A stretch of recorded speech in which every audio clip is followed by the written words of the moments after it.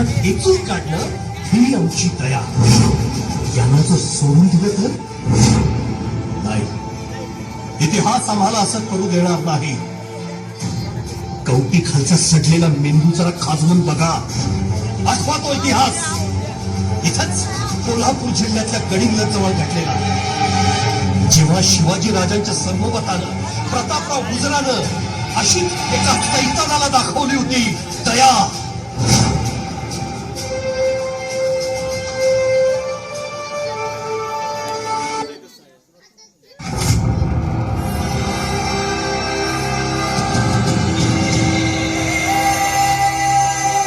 सन 1673 आदिलशहाचा हुकूम घेऊन बेहलोल खान निघाला. मोहीम होती छत्रपती शिवाजी महाराजांचा खात्मा करण्याची.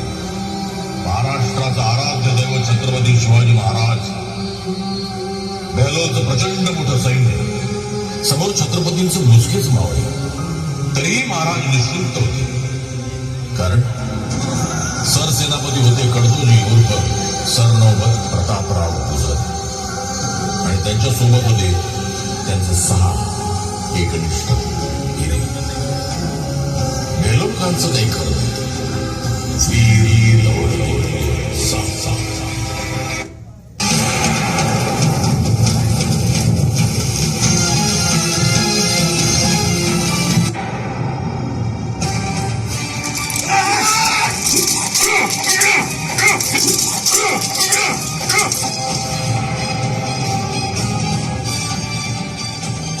बोलो, कौन हो तुम? क्या नाम है तुम्हारा? बोलो.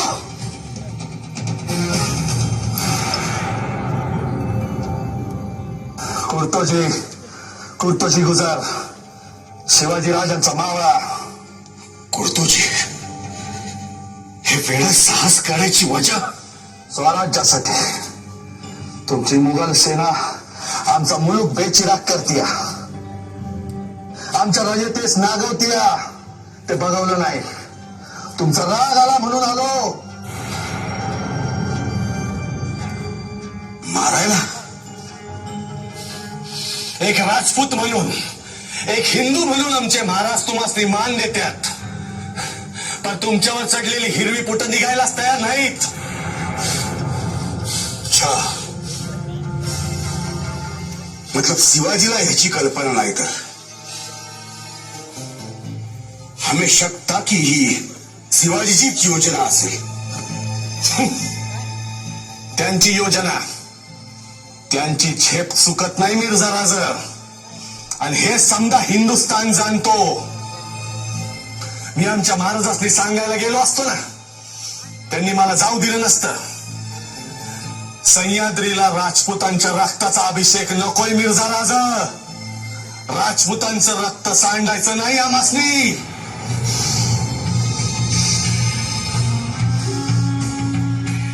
अच्छा, ये बात है.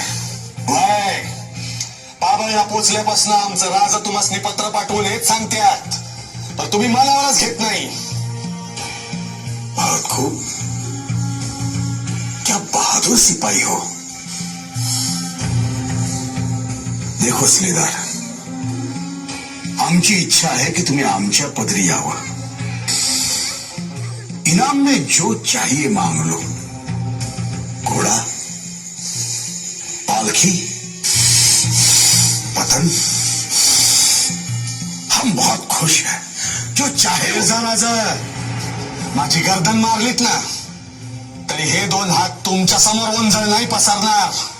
शिलेदार, मिर्झा राजा, आम्ही डोंगर दऱ्यातली, दऱ्याखोऱ्यातली माणसं. एकच सांगतो, भिकेवरची अंडी शिक्यावर नसती चढत. मतलब? मिर्झा राजा, स्वतःच्या मातीसाठी, भूमीच्या रक्षणासाठी लढणाऱ्या सैनिकाचं एकच इनाम असतं, स्वातंत्र्य. तुम्ही स्वतःच बादशाचे मागत करी. तुम्ही काय द्यावं आणि आम्ही काय घ्यावं. बहुत खूप. बहादुर सिपाही हो. उग्र सिंह. जी राजा जी. ये बहादूर मराठी सिलेदार है. ह्याला आमच्याकडून एक तलवार आणि एक घोडा बक्षीस म्हणून द्या. सिलेदार आमच्याकडे आलात तेव्हा चालत आलात. जाताना घोड्यावर स्वार होऊन जा आणि मनात कोणतीही शंका धरू नका. आमचं खास पथक तुम्हाला तुमच्या सरहद्दीपर्यंत सोडायला येईल.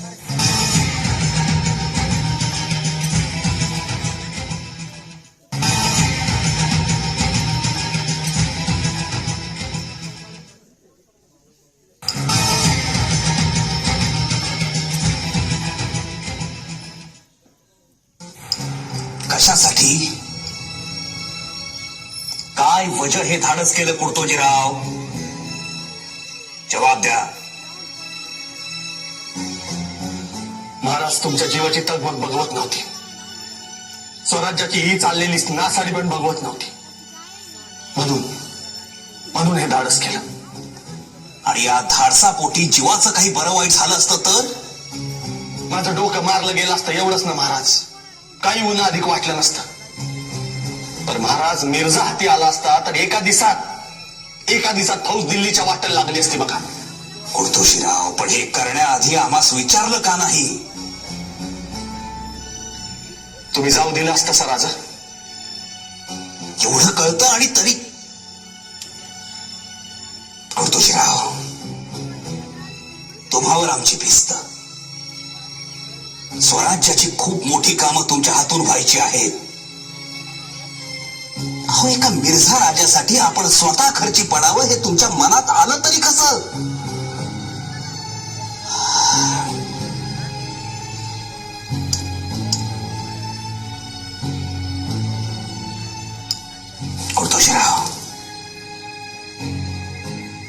कुर्तोजीराव, एक संयम सोडला तर आपण आमच्याच योग्यतेचे.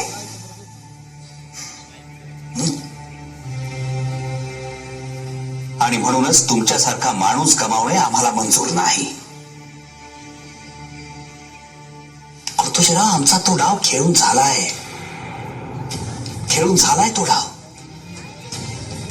स्वराज्यासाठी, आमच्यासाठी स्वतःचं बलिदान करणारे बाजीप्रभू देशपांडे, शंभूसिंग जाधव, बांदल, शिवाकाशी, किती नावं घ्यावीत? नाही कुर्तोजीराव, आमच्यासाठी बलिदान नको आहे आम्हास. कुर्तोजीराव, अहो, तेच करायचे असते तर आम्ही केव्हाच त्या मिर्झा राजावर चालून गेलो असतो, जाऊ शकत होतो. पण आम्ही मिर्झा राजा बाबर पर्यंत येताच 50 कोसांवर वकील पाठवला. का? तर आम्हाला लढाई नको आहे. आम्ही लढाईला घाबरतो असे अजिबात नाही.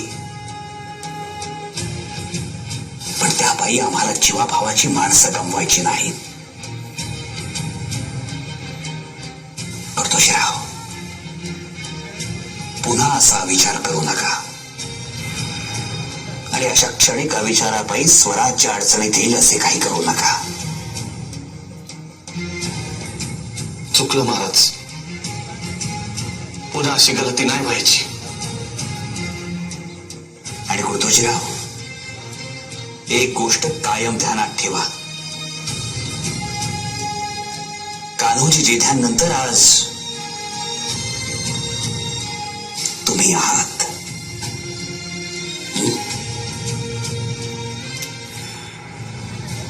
येतो महाराज. असेच कुठं निघालात कुर्तोजीराव? मदारी,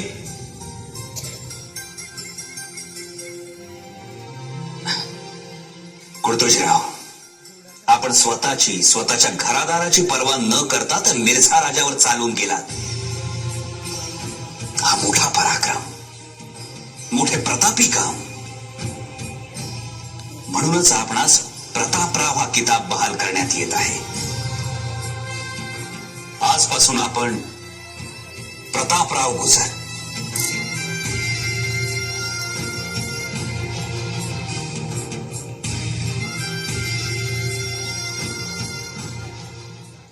आणि अशा तऱ्हेने कुर्तोजी गुजर प्रतापराव म्हणून ओळखले जाऊ लागले.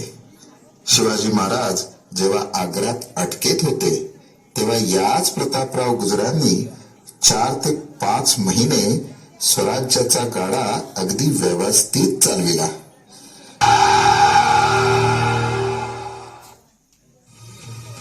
प्रतापराव जी, प्रतापराव एवढे दिवस आदिलशाह अगदी चिडीचूप होता, पण आता त्यानं कुरापत काढायचं ठरवलंय. म्हणजे महाराज, स्वराज्यावर चढाई करण्याची तयारी सुरू आहे अशी खबर मिळाली सरनोबत.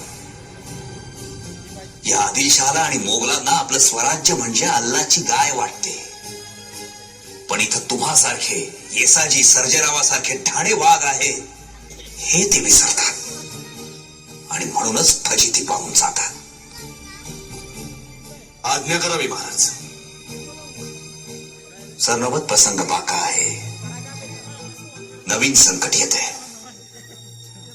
महाराज, कोण चढाई करून येतंय त्याचं फक्त नाव सांगा.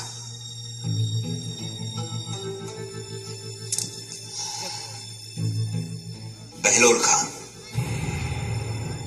बहलोल खान महाकपटी आणि तेवढाच धूर्त. आदिलशाहीच्या अनेक पराभवांचा साक्षीदार.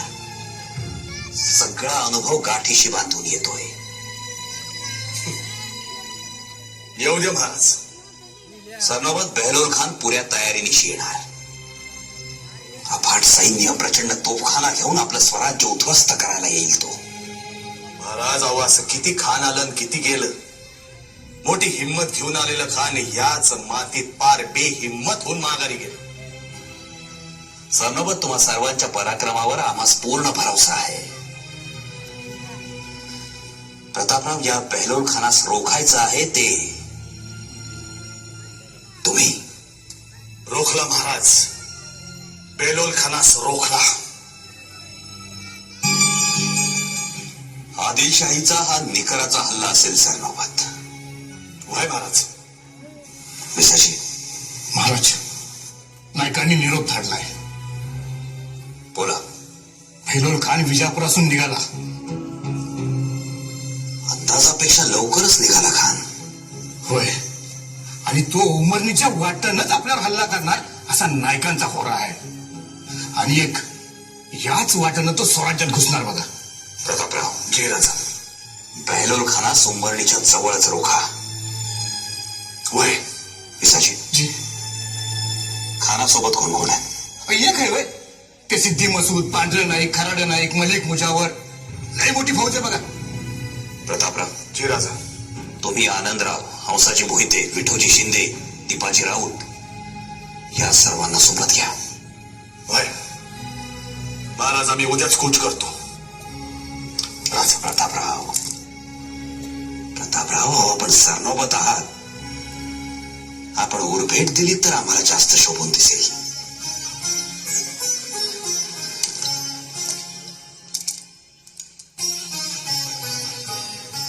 येतो राजा. या, आम्ही वाट बघतो आहोत. आणि एक, सरनोबत काहीही झाले तरी त्या बहलोल खानास करतीस मिळवा. वय महाराज.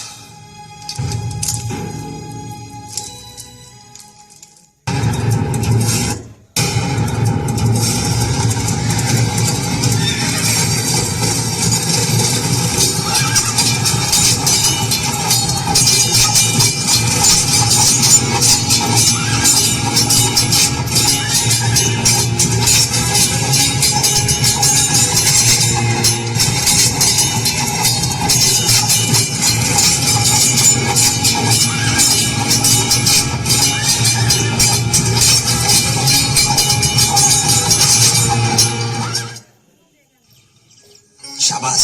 हो महाराज, आपल्या सरनोबतानं त्या बहलोल खानच्या फौजेची फार नाकाबंदी करून टाकली.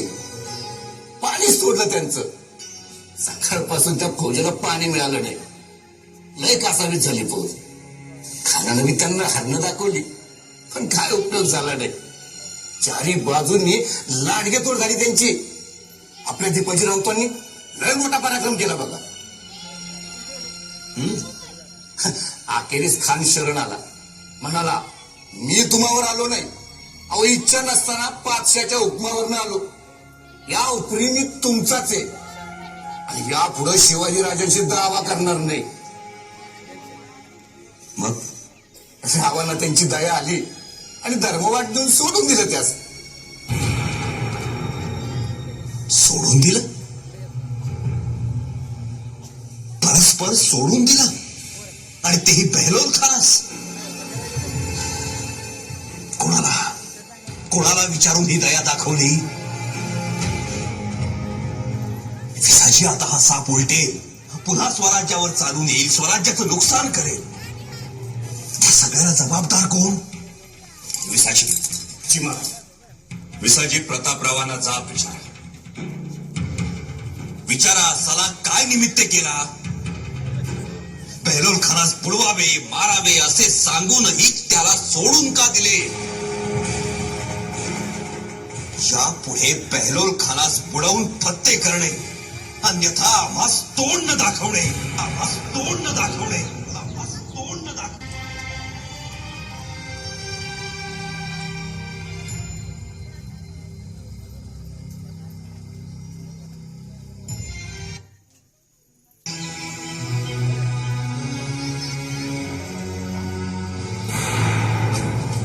काय करून बसलो मी?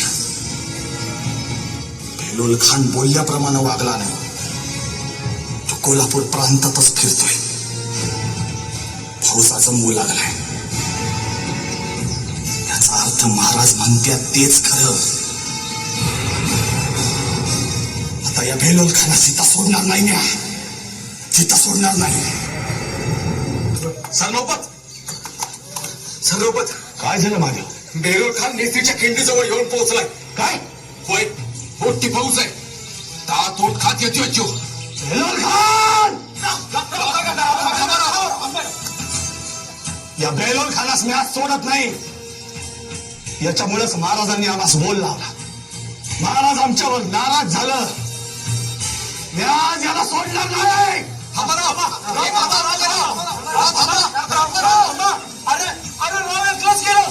अरे 20-25 हजाराची फौज आहे तिकडं. दादाजी मानाजी जयाजी, अरे बघताय काय? कोणाला टाच मारा. बहलोलाची खोड मोडण्या, राज्याभिषेकी विघ्न तोडण्या, प्रतापचे पुढतोची घुसले, विसा पिळोजी विठ्ठल गिडले, सिद्धी विठोजी ती बोलाडले.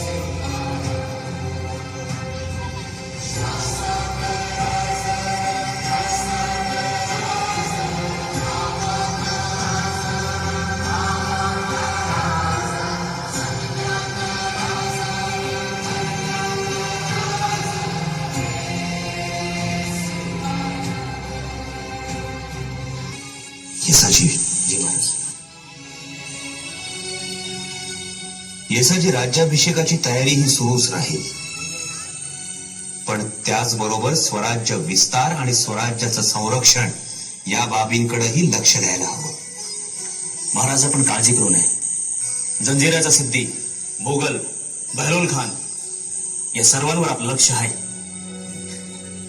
महाराज एक लय वंगाळ बातमी घेऊन आलोय बघा.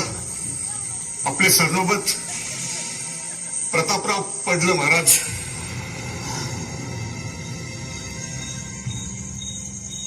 प्रतापराव होय महाराज. अहो लय अगटीतच काम केलं बघा त्यांनी. त्या दिवशी त्यासनी खबर मिळाली तो भेलोल खान लय मोठी फौज घेऊन म्हणे नेसरीच्या खिंड ओलांडतोय. तसं सरनोबत बेभान झालं. त्यांचं विचार सुडाच्या भावनेनं पेटून उठलं. भेलोल खानास बुडवून फत्ते करणं नाहीतर तोंड टाकू नये हा विचारानं त्यांच्या मनात थैमान घातलं. भेलोल अशी आरोळी त्यांनी ठोकली आणि दुसऱ्या क्षणी त्यांनी घोड्याला टाच मारली. ओ राजा यावेळी त्यांच्या बरोबर होत फक्त 6 शिलेदार आणि हे 7 शिलेदार त्या बेलोल खानावर रवाना झालं. राजा रवाना झालं.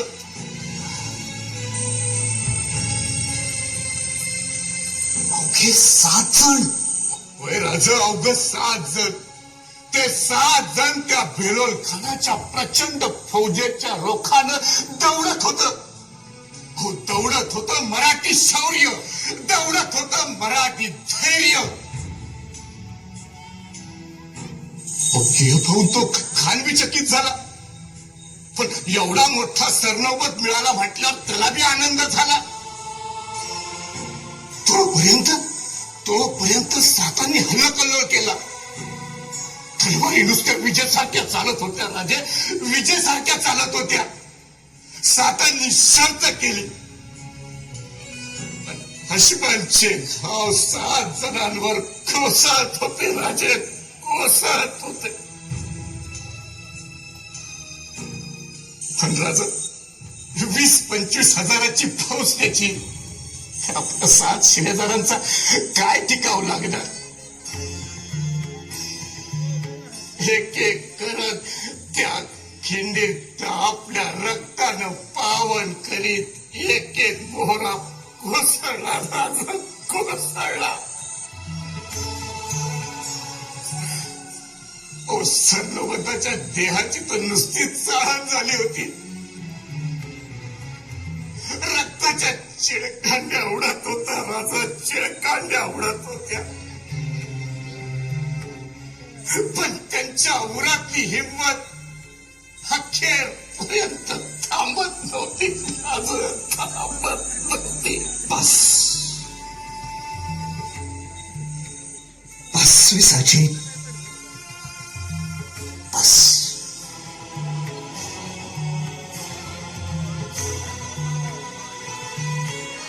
राज प्रतापरावांच्या बलिदानाचा मावळ्यासनी लय राग आला. हंसाजी मोहिते आणि आनंदराव या दोघांनी खानाचा बिमोड केला आणि लय मोठी लूट केली. राजे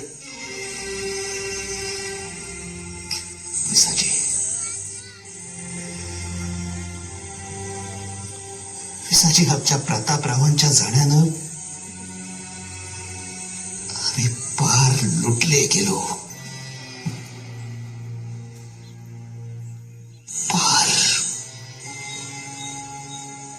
पार लुटले गेलो.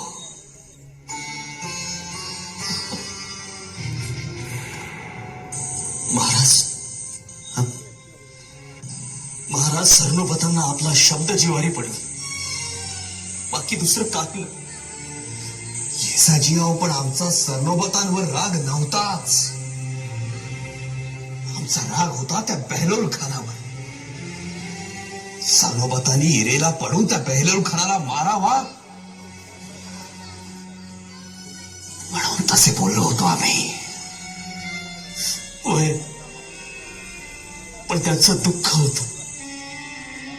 अहो राज्याभिषेक होणार. एवढा मोठा सोहळा होणार. पण आपण नसणार. केसाजीराव पण म्हणून एवढं मोठं धाडस करावं. हे असलं अग्निदिव्य करावं. प्रतापराव काय करून बसलात प्रतापराव, हे काय करून बसलात? आता हा फुटलेला बांध कसा सांगणार?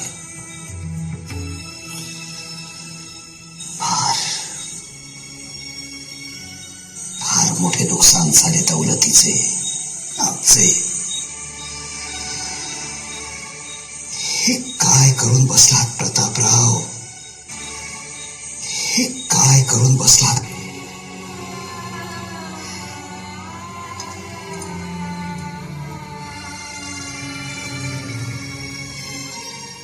माझ्या भावांनो, तुमच्या पायऱ्या करून मी सिंहासनाधीश्वर व्हायचं? अरे मायभूने तुम्हाला कडेवर उचलून घेतले आणि आम्हाला सिंहासनावर बसा म्हणते ती.